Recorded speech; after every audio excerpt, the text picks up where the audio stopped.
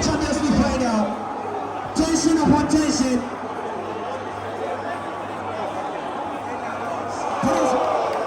And now it's converted penalty. Yeah, once again, welcome to Kev Media, your back-to-back sports content. Paris Saint-Germain team has won after the 90 minutes and extra time. Now let's go and meet their fans. Charlie, come and let's talk. What was the reaction after the game? Does PSG really deserve a win? Okay, I was expecting Arsenal to win the game all the way, but it's disappointing that at the end of the day, Gabriel Magalhaes has to spoil a penalty like that.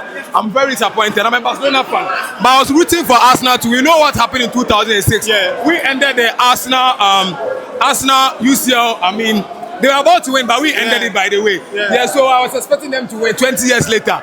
But it didn't go as expected. Yes, it's very painful to see this, but all the same. Thank you. You see, the win was actually for Arsenal, but then unfortunately something happened. But we want everybody to know something. We will come back again. You will come back. We will come back Are you again. an Arsenal fan? Oh yes. You are an Arsenal fan. What did PSG and Luis Enrique did right? Does PSG really deserve the win? I think when it gets to this time, it's all about luck and what you expect to be in your favor. I don't want to demean whatever Arsenal did. They've played so well. This is the best they can do. When it gets to penalty shootouts, it is players for themselves. Coaches are not supposed to be there anymore. And I think both teams, I think this is what they can do, and PSG has actually won it.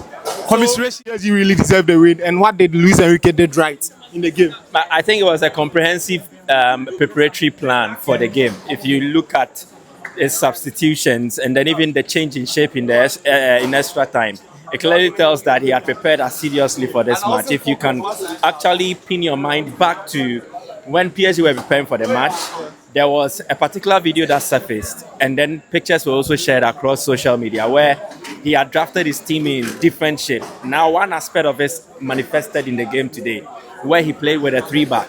This time it was not Marquinhos, but it was Zabani, Willian Pacho, and then Berardo was also on the pitch. Now, the intelligent switch was that whenever they wanted to attack from the right, they used a wing-back, Hakimi. Then Nuno Mendes will drop in as a left centre-back. So he gives them a 4-man presence. When it happens that way, then Berardo drafts into the defensive midfield area. Then he creates an additional member in the midfield. So it was João Neves, Berardo, Doué was also supporting. So you could see that in as much as they did not show much attacking bite in extra time, they controlled the game.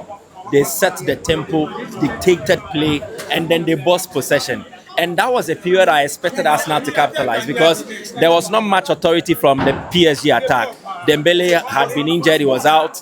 Kvaratskhelia was injured, he was out. And the names there did not really command that kind of respect and authority like Dembele and the others would have. So I expected Arsenal to capitalize on that. But they could not have the ball because PSG stifled them of it. And that is pure tactical plan from Luis Enrique. You add that to how he set the game up. They did not start right, but after conceding, they grew into the game. And it was always written on the wall that they were going to bounce back in the second half and then do something. It's a beautiful game. You give Luis Enrique the credit.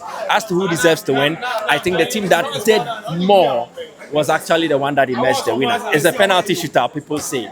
But again, it's about how you prepare. We saw how the two goalkeepers were called by their respective benches, and then they were coached as to how to dive to a certain direction to save a player's penalty.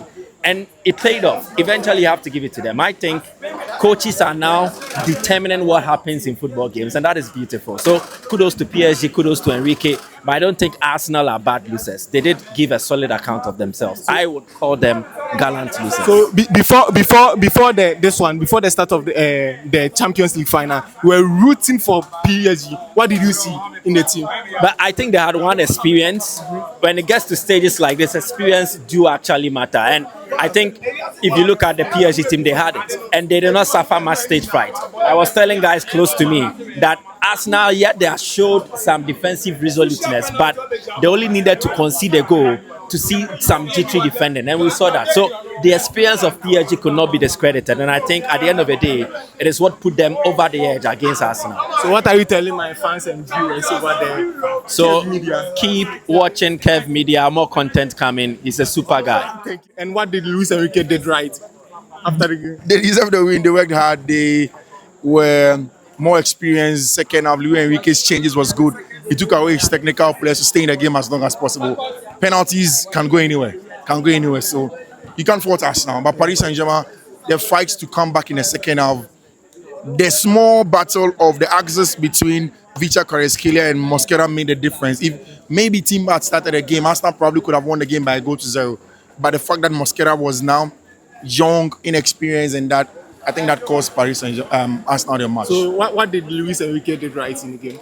I think Luis Enrique did exactly what they did. In fact, the game was to Arsenal's advantage, especially in the first half. The tempo was for them, the intensity was for them. It was slowed down. They weren't enough spaces. So you realize in the first half was advantage Arsenal. Second half, then they forced the issue on that side of Mosquera. So what they did was that they would drop Vicha Kvaratskhelia, let Hakimi keep the wood, then they would combine. So it was that combination play that Mosquera caused the pain. And it's the inexperience of Mosquera. You don't fault him too much. So what are you telling my fans and viewers out there? They should subscribe to their channel. They subscribe to their channel and then come and watch it. Thank you so much. Thank you.